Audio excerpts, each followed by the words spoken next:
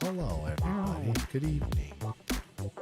Hello from the dungeon. Dungeon.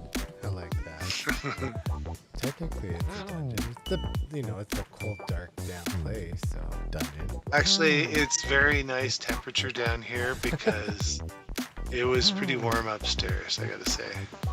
It, it's definitely. Yeah, definitely nicer down here. I think the music's in balance. Anybody that's watching, let me know if the music's too loud. But I think it's at an acceptable level. Greg, how are you this week? It's been a busy week trying to tie up kind of loose ends and stuff before I head out to my vacation spot that I'm going to attempt to make a streaming trailer. Streaming trailer. Well, there's nothing like streaming in the wilderness, I guess. As long as you got internet out there, that's the. It's not super fast. No. It's like 50 megabit. So. It's enough, right? You only need 4 meg. So, good evening, Thomas Scott. Thank you for being here. Stig and Vince. Hey guys. Hey, Vince is here. Welcome. Vince, that printer of yours looks pretty snazzy, I gotta say. It's very snappy. I liked it. Yeah. Yeah. Let's see here. Before we get going, too fast, too far. Let's do this. Hey, we would like to say thank you to all of our Patreon supporters. Thank you. I haven't seen Helge in a bit, but I think that's because we moved the show. But he's up there in the tree support, so we say his name. Everybody else is important, but that's just one of the perks of being up at tree support. You can find us at patreon.com/3dmakeit. You get access to the Discord, and I know there's Patreon live streams and all sorts of fun things that are going to happen. So there's some benefits behind there. But yeah. Absolutely. Now we do have to do a Patreon live stream before the end of the month. So technically it'd be the end of the month this week, but next week's fine too. Oh, isn't next week Canada Day?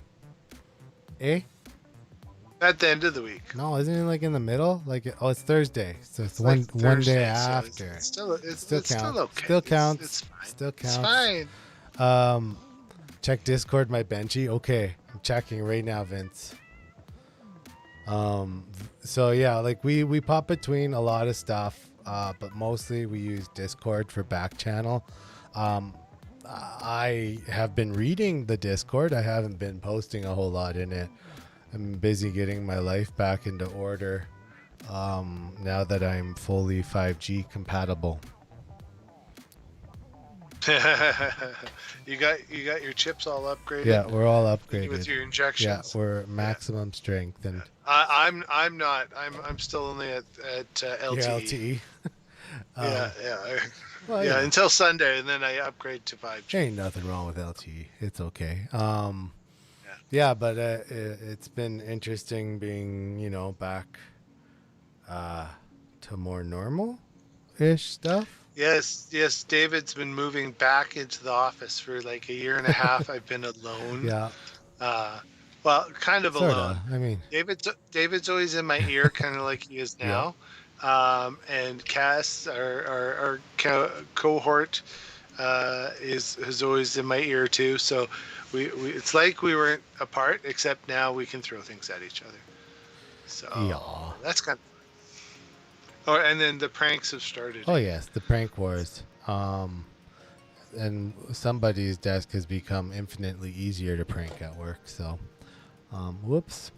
But that's kind of what we've been up to. It's been a lot of getting back to. I'm not gonna say normal because I don't think we're back to normal. No. But back to a routine that closely matches.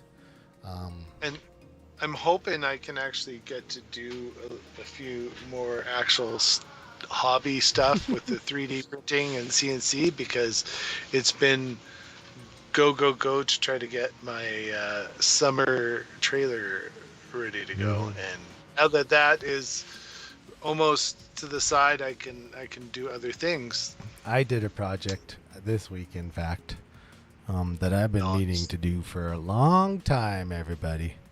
Yeah, Ray, good point. Will there ever be normal? I don't think so. I honestly think that this has changed how we're going to be a little bit, but it's a small project, actually, a super small project. It's only 1.4 millimeters thick, and it was something. 1.4 millimeters Yeah, thick. it's super small. So it's this guitar pick. I printed one finally. I wasn't convinced. So usually I play an all text pick. So if you guys don't know stuff, this is the pick I usually play. It's like a clear. It's actually a resin. And the marketing behind them is they're close to a bone pick. So they actually give a nice rich tone, and that's what I usually play. And I thought, is a 3D printed pick any good, and will it stand up? So that And verdict? well, yeah, it stands up. I don't know how long. Like I've probably played about 10, 15 hours on this pick now, and it still looks okay. But the printer artifacts, so like the top layer lines and that kind of stuff, and the PEI bed texture make it weird. Greg, your mic's off. Come on, man, turn the mic on. But yeah, so and it's really, really bright. If you guys follow me over on my other 3-second cover channel, I'm gonna post a song that I use this pick on. But yeah, so that's kind of like it's been on my. Does it affect playability then? It does catch the strings a little bit, so you have to. I think as you play it, it would get better because it'll round down the edges, like sand it, basically. Because normal picks, like I got this pick here, and They're pretty smooth. they are. This used to be like a sharp point, and then it rounds out as you play, and then it gets. They're very beveled on the edge, right? Because they're supposed to slide off the guitar string. So, but the verdict is: can you? Yes. Will I be doing it Should you? again? No. I might try a resin one. Our friend Vince has Yeah. a resin printer, and he said he would do one. So I might try a few resin ones because I think. That might be interesting. Right, because when it cures, there's no layer lines from the ironing and combing or the monotonic infill stuff, right, from Prusa. So I think I think a resin pick would actually perform well. Yeah. But anyway, Cool. that's like one thing it's a small thing, but I did it. It was 20 minutes to print it. It's a 20-minute project. So over 4 years of thinking and 20 minutes of printing, and we got there. You did it. But so So you've got another topic in here. It's yeah, kind of new it is. with Kira. Yeah, and we talk about slicers a lot. And we also do a few videos. We don't do standard videos on slicers where it's like, we don't have a beginner step-by-step slicer video. We have tricks in there, but this is actually more cerebral, I think, of a topic. But one, Yep. we had Kira 4.9, so it's Kira that we're talking about, and Yes. and then Greg looked earlier today, and he said, "Oh, Kira 4.10 is out," and I'm like, "What?" Everybody knows after 0.9, it goes 5. Nope. No. Apparently it doesn't. It goes 10. And something very interesting. And this happened, I want to say it was around Kira 4.7 or 8. And when you downloaded Kira, you started to see an enterprise button, right? Yeah, I remember that. And it was Yeah. underneath, and you started to see it. And now, when you look at Kira, the beta, at the release notes, there's a lot of cool things, right? Like it says you can import native CAD files and group them separately to print them, which is cool. But then right underneath it, and this is really the this is the meat and potatoes of kind of what I want to discuss. It says these words. It says, open native CAD files with Kira Ultimaker, whatever, right? And then it says, this is applicable to Ultimaker professional and excellent subscribers who can now directly import CAD files. And that sentence right there. I kind of saw it a little bit when we saw that enterprise button show up, but it would appear that Kira is going to go for a tiered access model now, right? Your mic's off, Greg. Greg, we need you to get a new computer. Everybody, let's get Greg a new computer. It's not the computer. It's audio banana. So, I don't know. Vince, your Discord is gone, he says. So he says he posted it on the messenger. Yeah. Well, I'll look at the thing. Yeah, the Discord should be there.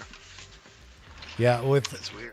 Yeah, and then Ray says with resin you can print the pic on its end. Actually, I think it's still printed flat. Because that's the. You know what? You should try both. I know, right? And then we can do a strength test. But like the Kira modeling, yeah, it's going to be tiered. It looks like they're still keeping a free version. If you check out their support site, it goes through and it explains all of the different categories they have. And basically, the free one gives you most features that we're used to, but the more advanced stuff and fleet management and all of that kind of stuff is going to go into like a... It seems like all the companies are free to play, and then eventually you start to have to pay for premium features. Right. And I understand, but and I don't like it. I don't like it, and yeah, it's understandable, and it's something. But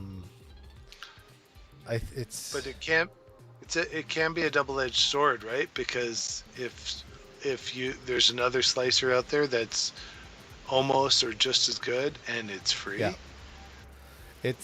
And the thing is like, so Kira, and we can probably, I mean, Ultimaker printers are in a different class from Prusa printers.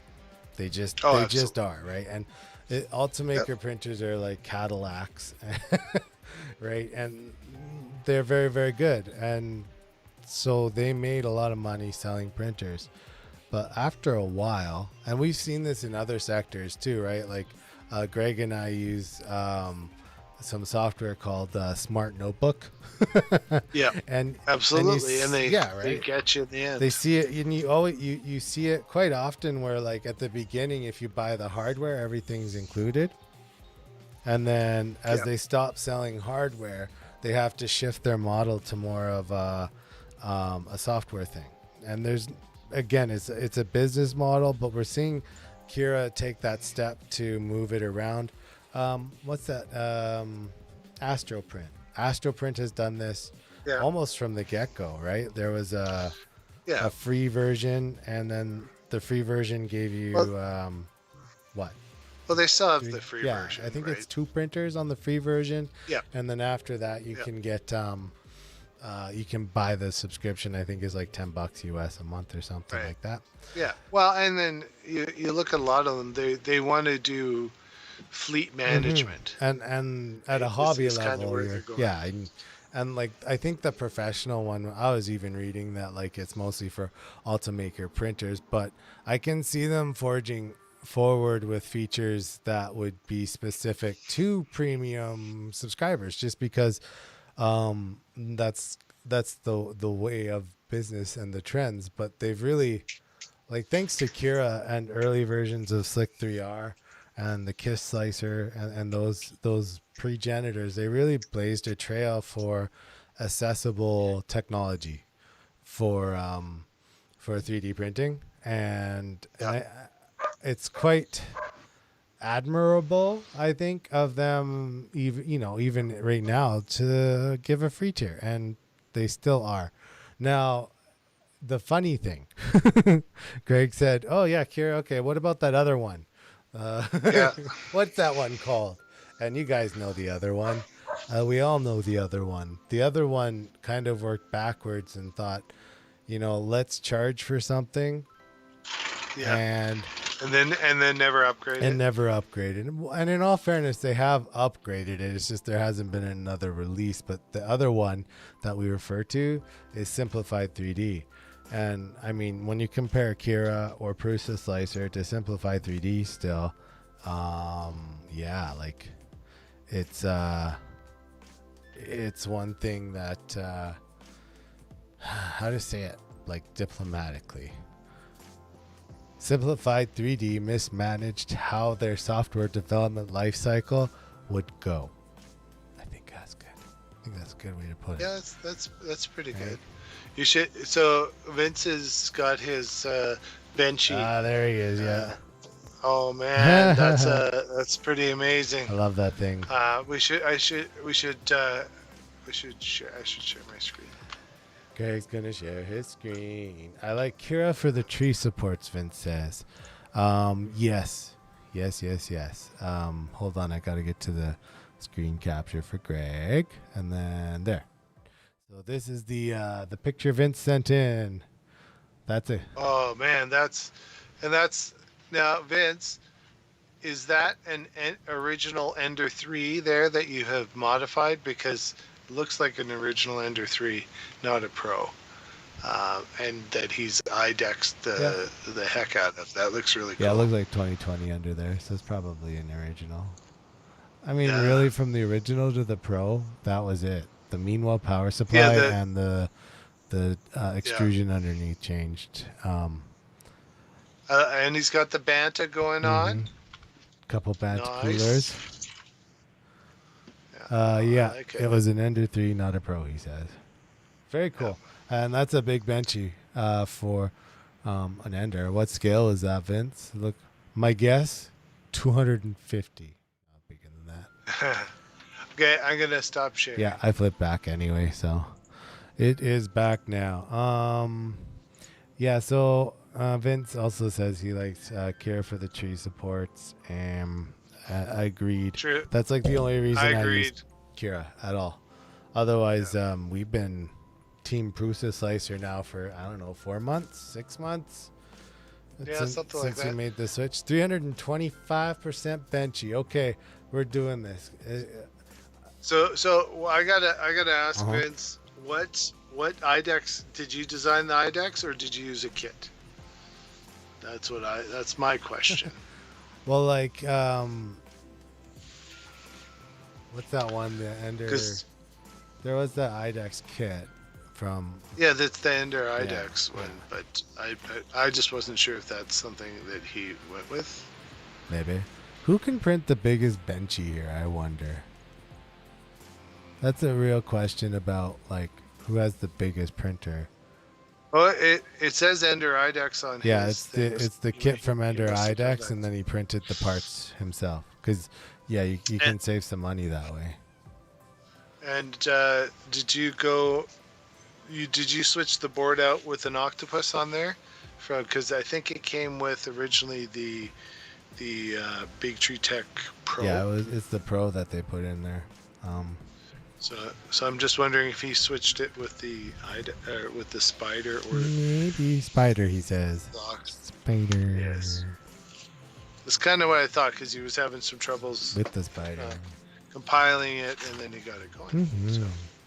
That's like the Intel slogan: F Sci-Tech Spider inside. Except Intel inside. Yeah, there you go. Please don't copyright strike us. I'm sorry.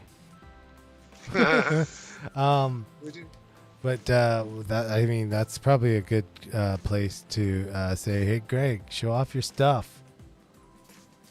Well, finally, after months and months and months of waiting, I got a board and another board. So I finally got a couple boards in that I've been waiting for. So I'm going to attempt to do a deep dive in on the comparison of the Octopus versus the Spider. So I've got this, and I got all my drivers ready to go in. So I'm gonna try to do a comprehensive, comparison, because people want to know, and I've been asked lots of questions and stuff. So I want to take a good look at it. And apparently, Big Tree Tech is going to be also putting the other chip on it, maybe, so it can run RepRap. So that's kind of interesting. I wasn't sure which version I was going to get, because originally they came out with a 1.0. Mm-hmm. The problem with the 1.0 was it had incorrect stenciling on the bottom. So your pluses and minuses were Backwards, wrong. Yeah. And then there was a voltage mismatch on one of the diodes on the, I can't remember.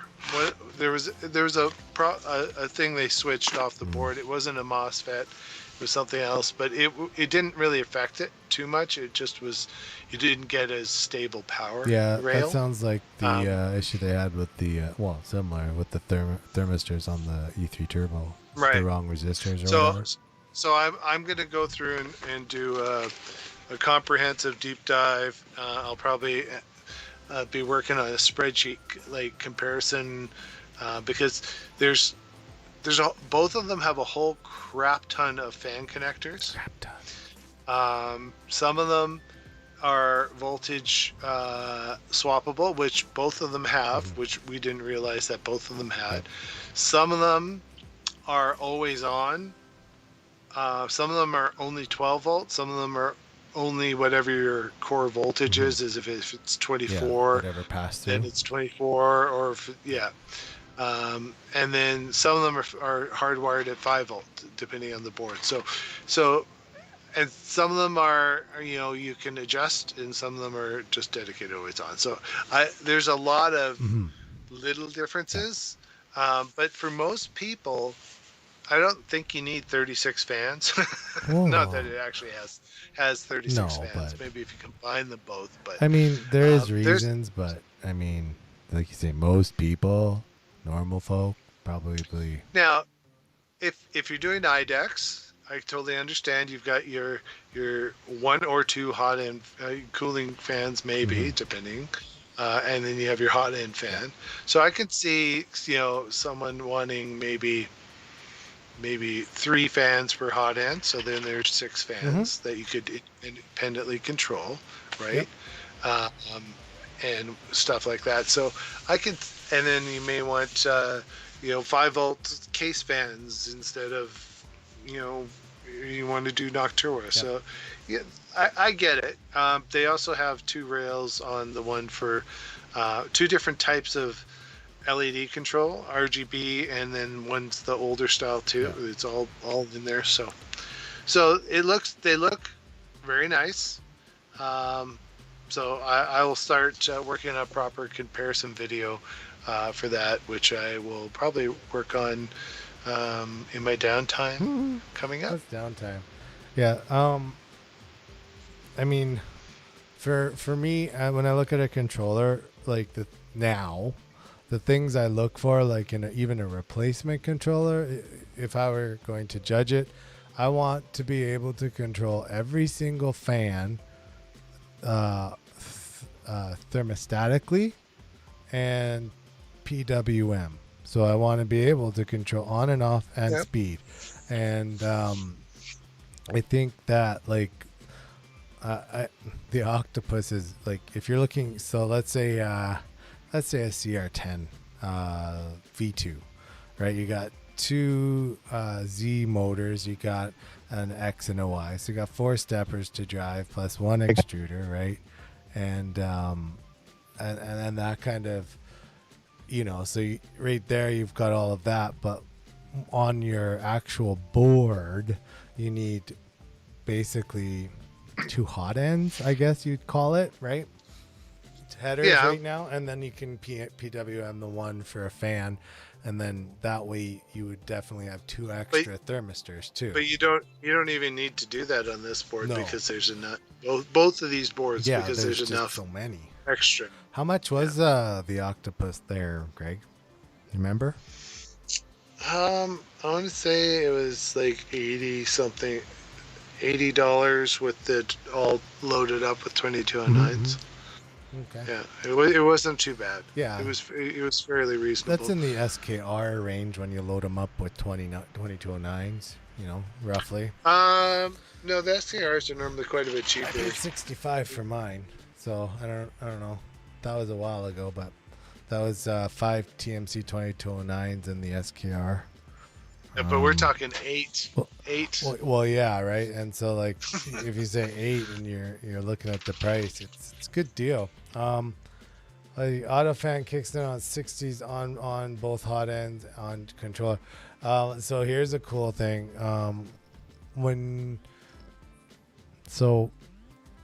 As you all know, I have the E3 turbo board. You do. Right? And the controller fan is controlled via the thermostat on board of the E3 turbo board, right? And so when like the controller box fan, you can hook and couple to your hot ends, right? So if your hot end goes above 60, everything comes on, including your controller fan. But if you use that extra thermistor in your case and you say, well, only if my case is getting above 30 degrees do I need cooling. Yeah. Right? You'll never, literally, legit, Yeah. I never hear that printer, like, ever. Well, especially now since I don't work in this room. But, like, when it's running, it just goes, and then it stops because that was enough. And I think it only runs maybe like 5% of the actual print time. Like that's nice, right? So it's just one of those things where you don't have to active cool. You just need enough to move the air. So like if you're going to do 60C and have the controller come on even, you could say, okay, we'll have the controller fan come on, but have it come on at like 10% speed and just stay on, and then that would do it probably. Nice. Also, yeah, but I mean, that's just something that like I've really enjoyed about the turbo board. Like, I have enough thermistors, I think, now kicking around to add them to the other SKR boards I have. Yeah, if you still have the thermistor input available on them, why not? Right? Right? You just throw it on and then you couple it in Marlin. And if you guys are interested in the process of that and haven't watched it, it's either the first E3 video or the follow-up. I can't remember because I made one and then I made another one. But like in one of them, I don't remember that which one. fan's controlled in there. I think in the second one it shows it a bit better. But yeah, like if you have all those inputs on the Octopus, I'd be in heaven. You could use that as like you could have a fan that cools your desk, right? Yeah. You could make a comes on and like fans you during a hot summer day. Right? If the room temperature exceeds 30, turn the desk fan on, and you can fire up the relay, kick in their AC. Right? Oh man, yeah, AC. I tell you, it's there's sure a lot of them freezing right now in southern Alberta. Anyway. Oh yeah, for sure. Well, I got one more topic. Greg has a topic. Why? What is that, Greg? Well, I've been waiting to get my offline controller so I could jog around my CNC, and then I'll prep my little. So I got it, and I homed the machine, and it homed. But holy cow, is it loud! Those NEMA 23 motors with the Toshiba stepper drivers. Yep. Wow, like it's like it was just insane. Like it was. I'm wondering if it needs some tuning because it was so loud. Well, like, I'm just not used to loud things anymore. I guess not, right? It's kind of funny. Like, I mean, the quiet thing, don't get me wrong. The quiet revolution of TMCs has been amazing. But, like, their actual benefit to, like, print quality is, I lost your audio for a second. I'm sure Hello? everyone else is. Okay. No. I think it was just me. You went silent for a second. Gotcha. So. Well, I am the strong silent type, but yeah, the Anyway, print quality has been dramatically increased with those TMC drivers versus and we saw this in our close stepper video versus those Lego drivers. There's just artifacts that you can't right. get away from. I do want to. I'm going to share my screen here. So we talked a bit about some CNCing last week, and we were talking about starting a few different videos. And I just want to share my screen once I find the right. There it is. There's me. Oh, that's the wrong screen. That would be Inception. Hold on. Let's just move that there, and then I'll move this over there. Hooray! Okay. So, one thing that we've been talking about a lot, and I know Greg's going to be a little bit lag behind because I don't send video back to him. Yeah. But he's going to see it on the YouTube thing here. But we Gerbil. talked about Gerbil, and Gerbil controller actually has this sub branch, and we mentioned it, but this sub branch for LPC drivers. So if you wanted to do Gerbil on your LPC 17 whatever, this is you can actually do that, and you can see here that it's been ported to the LPC 1769, so it can run on a So you smoothie can board. put it on a you can put it on a turbo then. So they don't have direct support, but in theory, yes. And that's the cool thing. So it's out, and I think that's one thing I'm going to pursue on mine as part of our CNC stuff is because I do have those closed loop steppers right now, and I want to get them on there. Yep. But the current board is just the basic board, right? From I can't change. These are big, huge integrated. oh yeah, here's are the Toshiba steppers. yeah. And they're big. You saw how big the controller was. Huge. It's huge. It's like it's literally the board inside there is probably it's well, like it was at least a foot by half a foot at least. It's like this is a SKR2, Yeah. which is about the same size as SKR. Yeah. Add 3 of these together, and that's the board inside like there. so Like it's amazing how big it is. that's And the most difference of in the it's controller, a heat sink. right? But yeah, that's I think, and that's like because I honestly think that's where the price difference in the two comes in, like between the 3018 and the 40 whatever yours is, right? Because it's so big. But yeah, we could definitely use this Gerbil LPC. And then the next thing we are going to show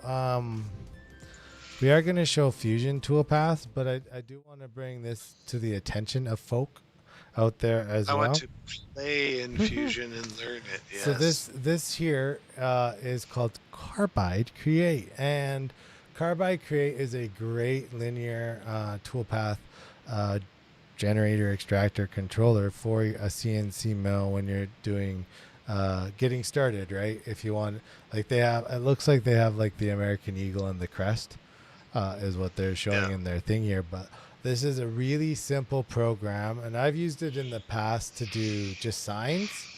Right. And you can generate shapes in it, but you can also import SVG shapes and objects that you made in Illustrator or other things.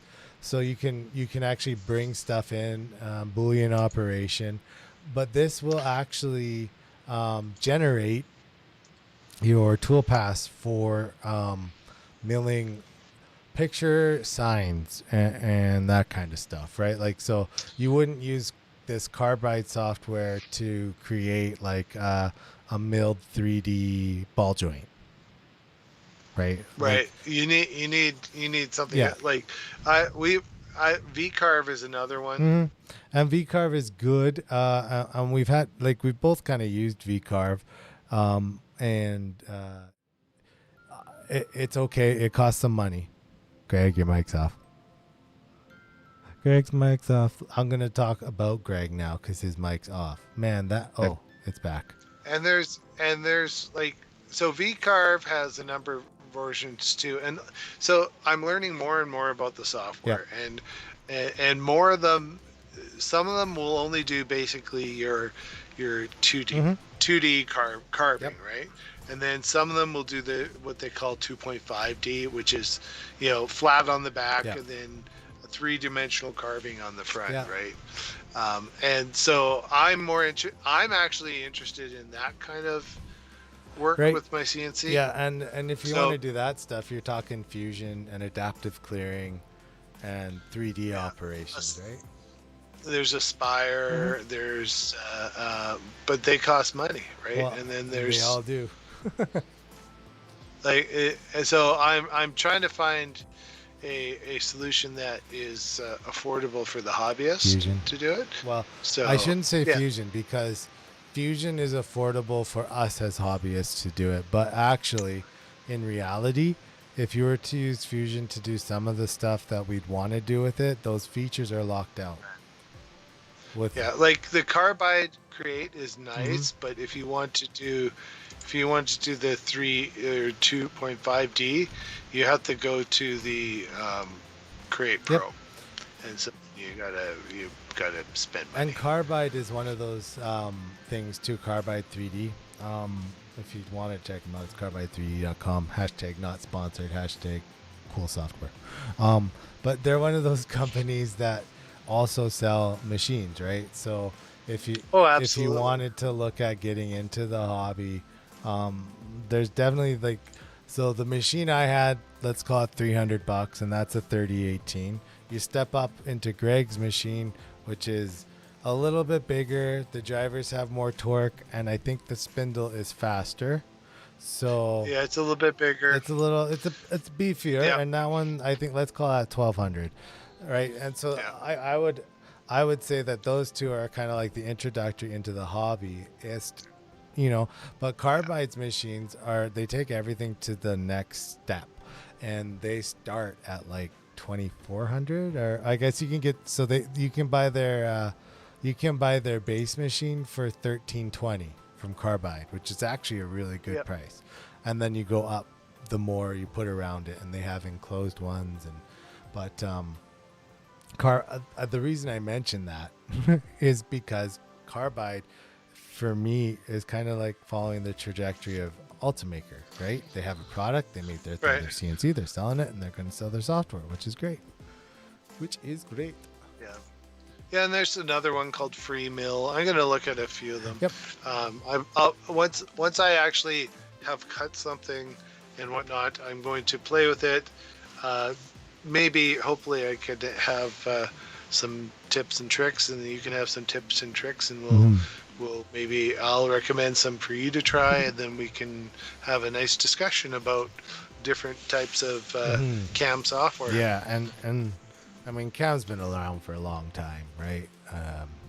It's not like a new thing. It's just something new to the It, channel. so yeah, but yeah, and there's different, like, it hasn't been as accessible for the hobbyist until recently. It's So true, right? Like, I mean, I think CNC milling was more accessible at a hobby level a little bit longer than 3D printing, but really they didn't have these little machines like right, the smaller ones that just a hobby guy would go, yeah, let's use this. It was always like 8 by you 4. you had to roll your own if you wanted it cheap, Yeah. and cheap was like And $400, there's projects like right? the what is it, MPCNC out there. But I Yep. would at the price of it, I don't know if you're. I think the last bomb I saw and it was like around 600 American when you get all the stuff packaged Right. from it. So it's like at that point, if you're 600 American, you're 900 Canadian. Apparently my lights shut off, folk. One sec. the We went moonlighting.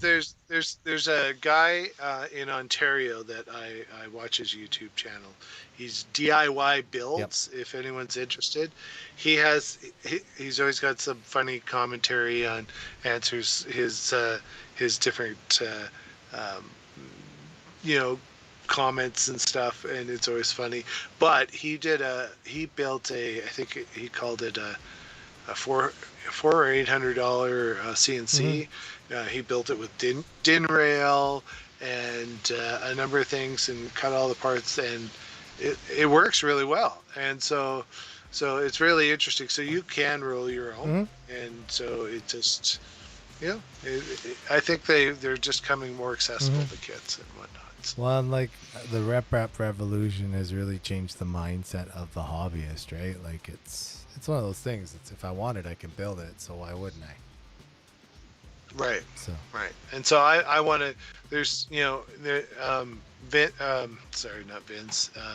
Raymond was chatting about cutting some aluminum for the one project, the IDEX project, and so that was that really tweaked my interest. I said, oh yeah, you could totally get some aluminum and cut it up and get it to the point where you could utilize it for an IDEX machine, for whether it's supports or a motor holder to the frame or something. So yeah, it's the possibilities are endless, so it's pretty cool.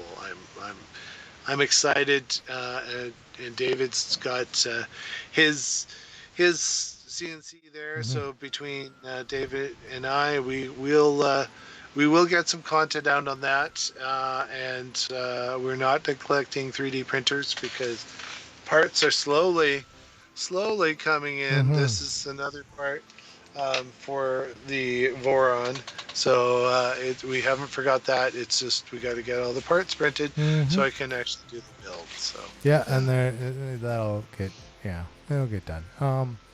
It's coming. Not yet, Vince. Or Pierre, sorry, not yet.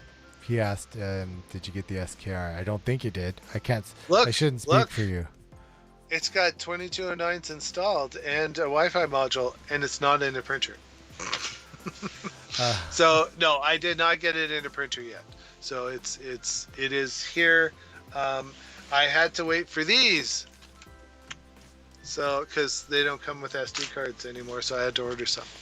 So I've got the SD cards, and so now I can start working on that. I haven't decided where it's going yet, though. So somewhere. That's the problem.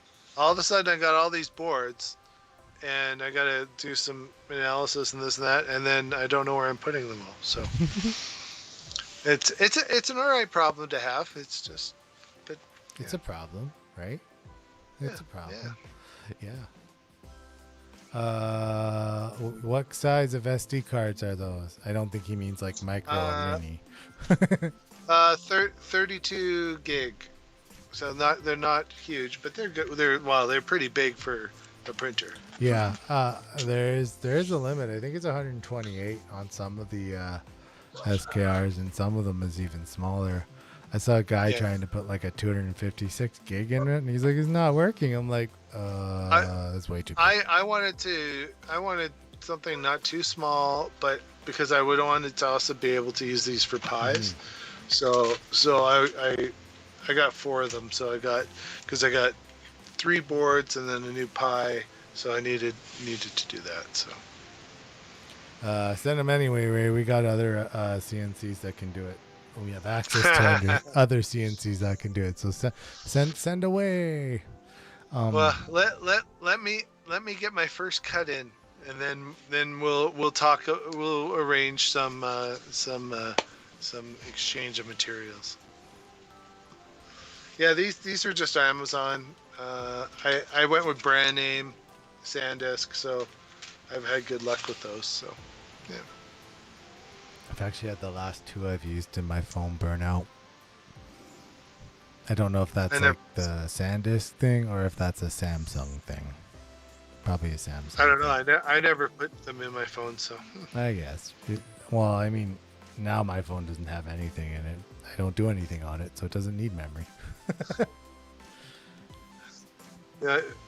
Yeah, man, come down and play. The world's open. What is it, on Thursday? So yeah, come down and play. I mean, we'll obviously come up once the world's open too. I'm debating on taking the CNC with me to BC and so I can actually, because there's a shop there, and tons and tons of hardwood. So we'll see. I see where this is going. I like Yeah. it. I like it a lot. So Man, this light yeah. is making me sad because I don't like the light now. Oh well. You've only got 15 minutes left, and then you'll have the light perfectly tuned. I doubt it because the one that I like is burnt out apparently. Oh no. Well, do we have questions? Like I know Ray. It looks like you got some of your parts in, and you're getting ready to do some assembly of your IDEX. And Vince showed off his lovely benchy. That was a pretty cool skull benchy there, multicolor. That was pretty cool. How long did that take you to print, Vince? Because that's pretty impressive. And was there a waste tower? That's what I'd like to know. Yeah. and was the waste, if there was no waste tower, which there shouldn't be tons with IDEX, right? Shouldn't be tons of a waste tower, but they might be a little bit. Well, especially if you get the wipe buckets at the side. Yeah. Because then it's just like it'll wipe the whatever gravity pulled out of it and then go to work. Right. And then lots of the IDEX logic too is lots of them will start from an infill point and then work out is what a lot of the logic will say now. So that little bit of bloop just goes away. The bloop goes away. I guess that's something IDEX ironically is something that Simplify 3D actually does well still. It wouldn't be one that's actually true, right? Because that was what was the raptor, or is it the raptor, or no? T-Rex. It was a dinosaur name. T-Rex. Yeah. The T-Rex. Formbot T-Rex is what one of our schools got, and so they recommended Simplify, so we bought a license for Simplify for that school, and they've been using it quite successfully. So yep. Yeah. Now we're back to mood lighting. You're very dark. Don't worry, I'll fix it. And broody. Yeah. I'm Bat Dave. Just kidding. I'm not Bat person. I saw Stig in here earlier. He must have gone to bed because I haven't seen him here since. He's just hello, Stig. He's getting his coffee or whatever, right? Like it's 3:30 in the morning there for him. That's true. Let's do this and then this, and then it should fix itself. And there we have liftoff. That took a while. See, he's here. He's enjoying his coffee and that's good. Biding his time. Don't know what he's biting it for, but he's biding his time. All right. Well, I saw him earlier, but he hadn't been chatting. So. Oh yeah, we've got a lot. I wasn't sure if he was just sitting back and relaxing, or if he was getting all his printers going. Both. So probably both. This week, Friday, you can expect the H2 video sometime in the afternoon to be done. I'm just finishing the last little bit of the post edit on that one. So nice. Yeah, that one will be out. Spoiler alert, I like it. That's like there was some questioning earlier on, but he talked himself off a ledge. I did, yeah. I had an OCD problem with it, but other than that, it's it's actually it's a good extruder if you can find free shipping to wherever you live.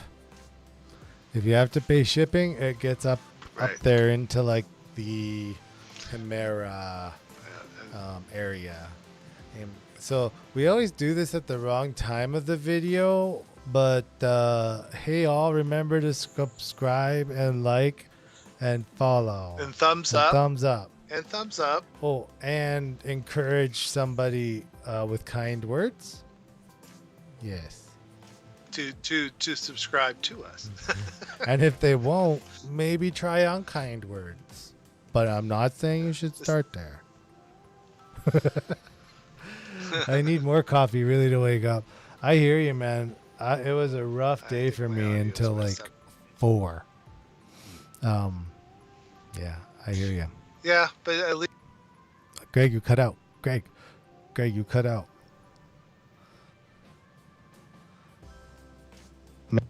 Okay, now. at least you had a nap. Oh man, did I ever? I don't know if it was a nap or a coma.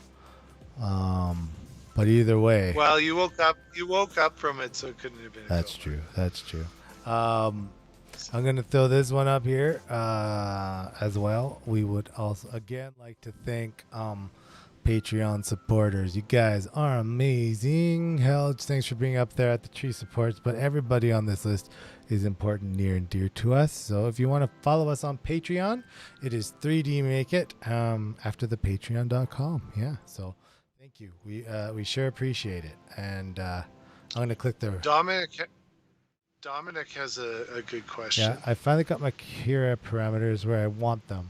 How much trouble will it be to get Prusa Slicer to be similar to my Kira profile? I have an answer for this. I've done it. Yes. Yeah, and you have also kind of answered this once before. Mm-hmm. The first thing I got to ask Dominic is, do you use Prusa Slicer? Because if you do, some of the default profiles now are pretty awesome. And that's one thing. The default Prusa Slicer settings are really good. But if you want to manually configure Prusa Slicer, it is not hard to have both of them open. And I did this, right? I think Greg remembers. It drove me nuts. I had one on one screen, one on the other, and then I had them both open. Now, the only real gotcha moment is you have to know a little bit of verbiage between the two. So, yes, the syntax changes between browsers, right. or between browsers. versions. It does, actually, between browsers, a little different. Yeah, but like, so, in, so for example, it's shells or walls. Those are the same thing. The other thing that can get you a little bit, like it's a small gotcha, is the firmware flavor section on the general section. If you leave it as Marlin, what it'll do is it will act a little bit like Kira. So it will try to put pre-commands into your slicer code for like jerk, acceleration, travel, that kind of stuff. And all of that gets set on the machine limits tab. So here, let me share my screen quick because I got it right here and we'll see if it doesn't die. I would suggest while he's switching screens here, download the latest version of Prusa, set up a new profile, and try out one of their defaults. And do a similar print to what you normally would print, something that you did in Kira, and just compare them and see how it goes, and then you can then take what David's about to show you and then run with it. Yeah. So this is basically Prusa Slicer. I've loaded in already. I've got default printers here, so this printer is actually incorrect, so I'll show you how to fix that too. But here's up here these 3 printers at the top. Those are all default. So what you can do is you can take it and modify it to your specifications. That's what these user preset ones are. So if I select that printer, there's just a few things that you change for an Ender 3 from the stock, and one of them here is the bed shape. Just make sure that your bed shape is actually the 235 by 235, and once you do that, you hit save, and if you've already saved the profile, you can save over it. Otherwise, you just name it and save it again. But spoiler alert, I want to show you this before I show you the next thing. Once you do that, the platter goes to this grid. It does not have the picture anymore because the picture is an STL that was matched to the 225 by 225. But you can reload it. You can reload it, but I don't because I'm fine with the grid and I actually kind of enjoy it. The other thing that, like we mentioned before, was the machine flavor, like the G code, the firmware of the machine. And that's on the general tab too. And that's right here. And what I would actually do is change it to RepRap or Sprinter. And it's a small change, but I want to show you something. In Marlin firmware, so on this general tab, I have Marlin selected, and I'll leave it here because I've tuned it a bit. But like, here's what the machine limits are. And Kira has these settings in travel and all of those. They use these. So feed rates, acceleration, jerk limits, they're all here. And how to apply the limit says emit to G-code. And basically that's what it does is it sends it to the G-code before and changes your print parameters. So even before the start, right? But if you go into your general tab and pick the RepRap firmware, you can see that machine limit goes away. And since all the move commands, so like the arc commands, the move, so G0, G1, G2, and G3 are all the same. They're similar in between RepRap and Marlin. Getting rid of that and picking RepRap firmware will make sure that it actually honors the settings that are on your controller. Oh, like so basically that's a good tip if you don't want to override your settings. You can honor your firmware settings. Yeah, and so I mean, for me, and like this was actually when I set up not even really using this computer too much because, like I said, I had work stuff here and that's what was always on. So like I'll leave this like this now, and then I'll hit the save button up here because it says modified, and now it'll save it to my user profile down here. And like, for example, like all of my Ender 3s now are direct drive, right? And that's another change I made in here in the extruder section. You can go and tell it the retraction length. So I use 0.8 retraction at, I think it's 60 millimeters. And spoiler alert, you'll see this again in the H2 video. But so, yeah, like other than what I just showed you there, just you'll go tab by tab, and like print settings is pretty well the top half of Kira. And then the filament settings is mixed in with that. But think of when you you can override some settings that are in other places in like your filament too, and stuff. So there's some overlapping, but make sure that you click the expert tab so you get all the tabs and places to click around. So otherwise, you'll be sad. Otherwise, you'll be sad. And I will say too that the filament settings, like if you look in Kira at the top of the screen in the middle, you can set those up there too. So there's two places in Kira, and we showed that in a video a long time ago, actually, very long time ago. So I hope that helps, Dom. But that's something that can be revisited too, for sure. Because it's always new features and new things that we can kind of bring up again because and I mean it can never get that old. No, and I'm even thinking it's very interesting. A good video. So if you send Dominic one-time offer, ready? If you send me your Kira profiles to info@3dmakeit, I will download them and convert them into Prusa Slicer and make a video at the same time. Ooh. Right? So I would take him up on that, Dominic. we can do it. He doesn't make these offers too often. No, I don't. Like, they're special. Stig asked, are there any good boards with Ethernet out there? He's just looking for a good one. The MKS base is a good board. The duets I've never played with that. The duets are good. You got to pay a little more. Yeah, basically save for another printer and then buy a duet. Honestly, what I would really suggest though is take a board like the Octo, the one you got, Greg, that have the hats for the Raspberry Pis. Well, or the SKR, I think the new one does it. Well, this one has the Wi-Fi. Yeah, so those ones have Wi-Fi. So you can do Wi-Fi, but you want direct Ethernet. That's what you're looking for, because there's a limited number that have direct Ethernet. There is, but like the MKS is one of them, and that is a good choice.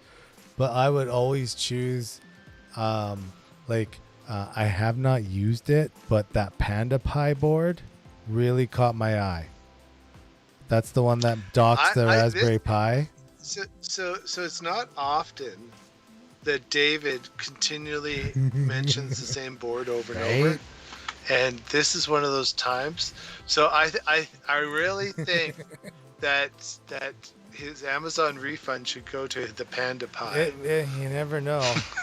It'll have to go a little to what Stacy wants too, because but yeah, I mean, or we could remortgage a small lakefront property, right? There you go. I mean, True. that would work. But yeah, as far as boards with Ethernet like directly in, yeah, probably the Duet is the one that springs like first in my head as one that I would get. But I honestly think But the Raspberry Pis. but that'll get you into RepRap. It will, because it doesn't run Marlin, and it's nice. yeah. I've had a look at the Duet, but I need a few boards. Yeah, so the Duet is definitely not what you need. Interesting. And Wi-Fi is not going to cut it, huh? Well, like if you went with a Raspberry Pi 4 16 gig, like the bigger one, you could run all of those printers. Let's say, because I think you have a makerspace is what I think if I remember, it's a makerspace. So you could have like up to 8 printers running off of one Pi all through the same Ethernet port. I don't know if I'd go 8, but well, 6, 4, right? 4 would be really solid. I know a lot of people, but mind you, I would say limited to 4 for performance. But yes, that would be a way to do it, because then you could still manage it.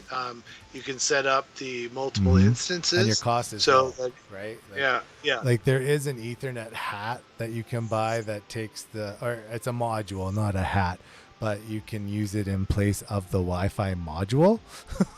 It's like $15. I've never actually used one, but I think honestly, Stig, to keep costs like down low, buy those bargain discount E3 mini boards for an Ender, right? And then go get a few Raspberry Pis, and then like it's not hard to instance them. You want to get rid of the laptop. So a Pi is a really good way of controlling your printer rather than just Ethernet directly to it, because I don't know. I guess you can run if you're printing directly off the SD card and stuff. Yeah, I understand. I mean, I understand wanting to get so. If you spoiler alert, Greg and I are fanboys for Octoprint, and we have Raspberry Pis everywhere. But what if you could reduce it to 1 Pi per 4 printers? Would that help you out, Stig? Yeah, and that's really easy to do. Like you just have to play with the HA proxy and then run a few Docker instances. I just said so many words there that are nerdy. There's a number. Chris Riley does it a certain way too, and there's a lot of people that have a number of different ways to do it. So I mean, if you're like the MKS boards, there's nothing wrong with them. In fact, Greg and I used MKS boards, the 8-bit versions, when we first got into TMC drivers, and we loved them. In fact, Vince is still using my original one with the remember like the water rot ones we soldered with the little jumpers. Oh man, yep. So like they're good. Maybe let us do a little bit of searching and deep research. We'll chat in Discord on this. Get a little more info on which way you want to go, and then we can see if we can help you. Lightspeed, hey buddy, how's it going? You're just in time for us to like say one more thing.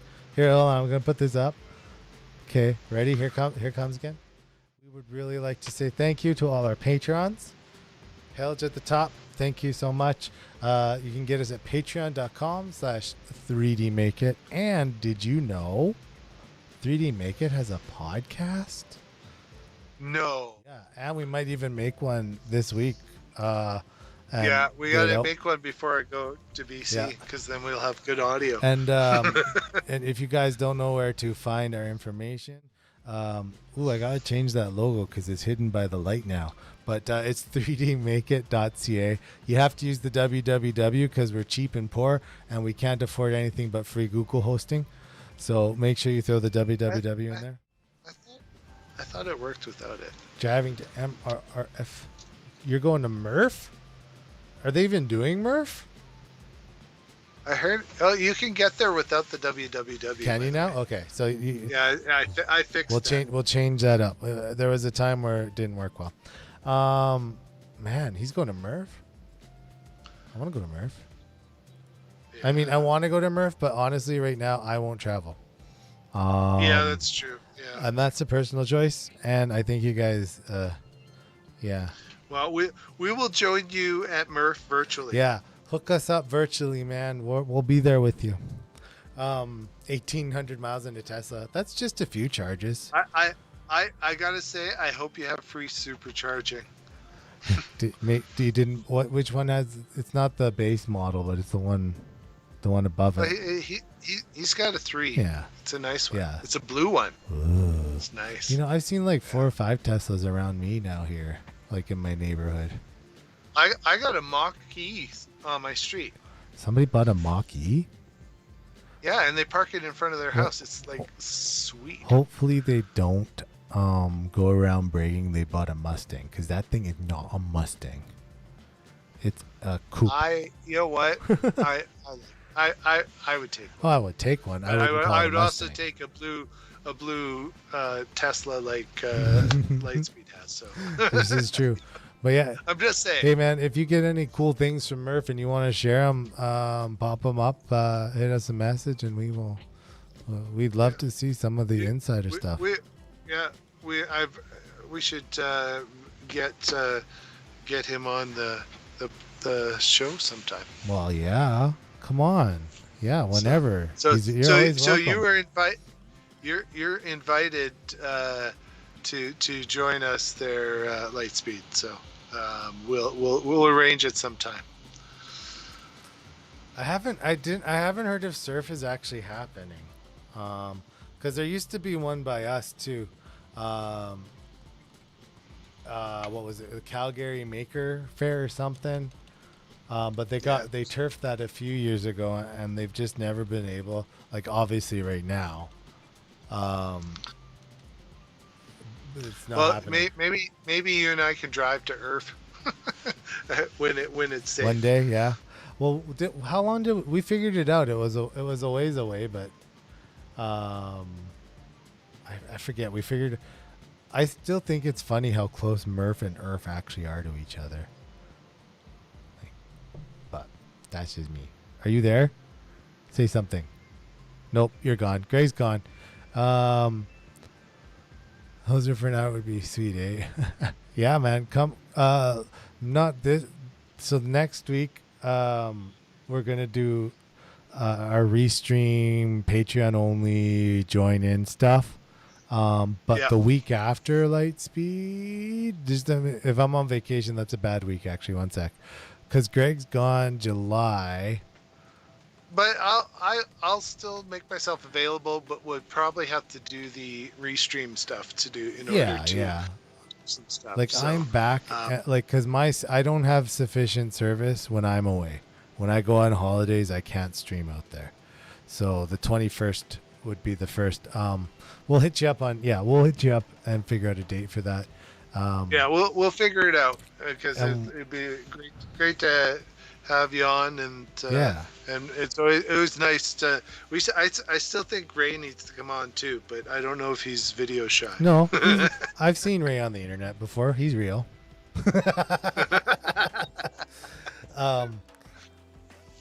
Monster Core XY. Mine's a monster, but just because it's kind of like put together now. But that's it for us. I think run out of time. Yeah. So thanks for everyone for showing up, and Lightspeed have a safe drive out there. We wish you well, and I'll watch for you on the internets.